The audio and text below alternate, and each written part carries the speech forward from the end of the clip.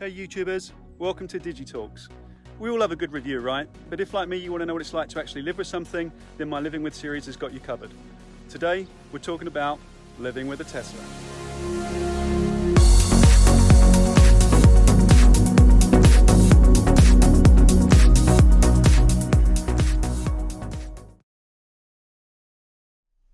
Hey there YouTubers, welcome to DidgieTalks and episode number 3 in my series of living with a Tesla electric vehicle. Firstly, let me just apologise if you hear snoring in the background. It's become a bit of a theme and a norm, so Freddie's asleep at my feet. Freddie's the bulldog, by the way, and he does tend to snore a bit, so please forgive that. In this episode, I'm going to cover the cost of purchase and the cost of running and operation of an electric vehicle. So let's start with the gorilla in the room. Purchasing a Tesla Model S is a big decision. It's a huge cost. For me, it was the biggest amount of money I'd ever spent on a car, and that comes with a whole bunch of anxieties and fears. However, when I started looking at the deal that was being offered at the time, things started to make a bit more sense. So Tesla were offering a sweet deal of 1.8% on the finance. I did speak to a few finance houses, none of them could get even close, so that made that a very attractive proposition. The other thing they offered me was a greater than 50% return value, so a very good depreciation rate on my car after 4 years. You put those two things together, it meant I was only financing half the value of the car over that 4-year period, and with the interest rates I was paying less interest overall, made both the total cost and the monthly costs something that were very attractive. If you then build in the savings from fuel, which I'm going to get into in a minute, things become even more attractive still. The other thing that's happened is the Model 3 is launched in the UK market. So that brings the price of a Tesla down to around about £38,000, and then you start adding in the interest rates and the return value rates into that, and again that becomes a much more affordable proposition. I do notice through respecing on the Tesla website that both the interest rate, which is now getting closer to 5% and therefore getting closer to the market norm, and the depreciation rate getting closer to the market norm on other cars, they're not quite as good as the deal I had 14-15 months ago, but they are still better than the most manufacturers and dealers out there, so it's definitely worth considering. The other thing that's going to make a big difference over the next few years is the introduction of more affordable electric vehicles from the likes of Volkswagen, Ford and others. This will naturally start to put more competitiveness into the market. It will make cars more affordable in the first place, but it will also breed a bit of competition. And as we go through that period, more and more second-hand cars will come onto the market. So I think in terms of purchasing an electric car, it's much more affordable now than it was 14 months ago. The second-hand market is going to make that more accessible to people in general. So in terms of the masses, more and more of us will be able to get an electric car. Let's talk about the cost of fueling the car. For me, I was looking at a diesel car originally, and I was expecting to be paying, due to the mileage I was doing, around about £300–350 a month on diesel. So an equivalent amount of mileage in electricity terms for me works out at about £100 a month. So a third as expensive as a diesel model, saving me £200 a month on average. You add that up over a year and that's a good fair whack of cash too. Put all those things together and again it becomes more affordable. I've also made sure I've made use of free supercharging, and if you are thinking of buying a Tesla, then please use my referral code to get free supercharging miles.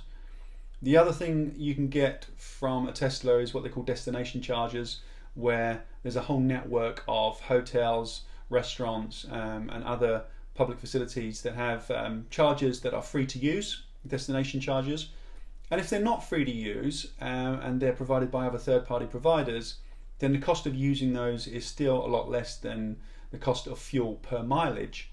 Therefore, the overall running cost of using an electric vehicle for me is about a third as much a month. But even if you take into account not having free supercharger mileage, not using the free destination chargers and using third-party chargers, it still works out a good 50% less than using fossil fuels to get the mileage on your car. The third-party chargers are becoming more and more available all over the place, and that will breed competition into those things. The next benefit of owning an electric vehicle is servicing. So due to the fact it doesn't have an internal combustion engine and all the moving parts and all the wearing parts you get with that, it's just naturally cheaper to operate and run. First of all, you don't need to service it quite as often. So I recently approached Tesla to book my car in for a 1-year service at 17,000 miles. They got back to me and said there was no need to book that service. They don't usually do a service until it gets to about 25,000 miles. And even then, it's a much simpler service because they're not having to service an internal combustion engine, so it'll be cheaper. They did say to me that if I had any issues, they were happy to deal with those issues. So I said I had a few squeaks and rattles, and they've sent out a mobile technician to fix those squeaks and rattles. But I still don't need to take my car in for a service until 25,000 miles. The electric motors in Teslas today are rated at 1 million miles. They call them the 1 million mile motors. And you'll find that with most, if not all, the electric vehicles coming into the market, that the motors in those will last and last and last. So that means that there's less servicing required, and that naturally means that there'll be less cost associated with doing that. So servicing in general is cheaper. It doesn't need to be done as often, and even when it does need to be done, not as much needs to be done, and that makes it cheaper. One of the other benefits of electric vehicles is they use a thing called regen, which essentially means that when you take your foot off the throttle, it puts the motors into reverse, which then go into recharging the battery to give you extra range. That has the added benefit of you not needing to use the brakes nearly as much. So I'm expecting to get well over 50,000 miles of use out of a set of brake shoes and brake discs in my car, and my research suggests that a lot of people are getting more like 80,000 miles of range out of theirs if they use regen braking as much as I do. So in summary, purchasing of an electric vehicle is initially more expensive, but once you start to build in the benefits of the interest rates, the resale values and the running costs, that starts to look more attractive.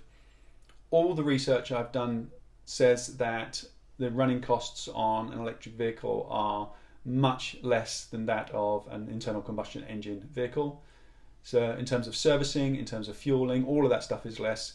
You could average it out at about 50% less, but for me it's turning out at about a third as expensive as running a standard diesel car.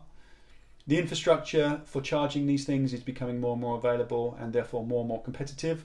So even if you don't have the benefit of free supercharging mileage and you don't come across any destination charges that are free, and for me that hasn't been a problem, but in case you don't, then that is also less expensive than the cost of fuel and become more and more cost effective and cheaper as it becomes more competitive.